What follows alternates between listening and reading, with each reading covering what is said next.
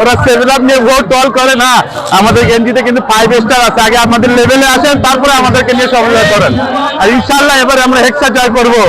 1 2 3 4 5 5টা আমরা ব্রাজিলের র্যালি মাধ্যমে আসছি। আমাদের ব্রাজিলের ধারক খান সেটা বুঝিয়ে দেওয়ার জন্য আমরা এখানে আসছি।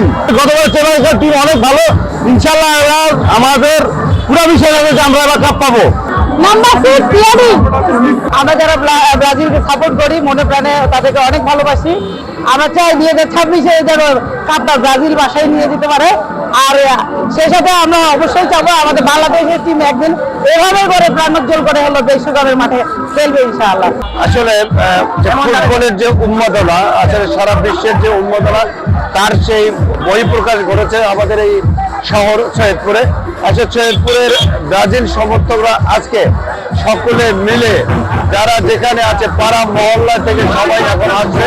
আমরা দেখতে পাচ্ছেন যে অন্তত পক্ষে সহস্রাধিক সমর্থকদের একটা আগমন ঘটেছে, এবং আমরা নামাজের পর এই র্যালিটি সৈয়দপুরের ঐতিহ্যবাহী সৈয়দপুর পাইলট উচ্চ বিদ্যালয়, যেটাকে বাংলা স্কুল বলা হয়, সেখান থেকে আমরা এটা শুরু করবো যাত্রা।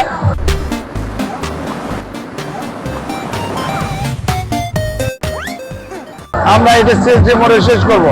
আপনারা জানেন যে ইতিমধ্যে ব্রাজিলের যে সমর্থক, আপনারা যে ক্ষুদ্র সমর্থক শুরু করে সেই উন্মাদনা, এই উন্মাদনার আমরা বহিঃপ্রকাশ ঘটিয়েছি আজকে এই র্যালির মাধ্যমে। আমরা অবশ্যই আবারও বিশ্বকাপ জয় করব।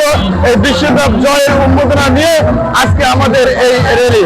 অবশ্যই এই র্যালিতে সর্বস্তরের মানুষ, বিশেষ করে রাজনৈতিক ব্যক্তিত্ব থেকে শুরু করে সাংবাদিক এবং ছোট ছোট খুদে যারা সমর্থক, তারাও আজকে এই র্যালিতে আমাদের অংশ নিচ্ছে।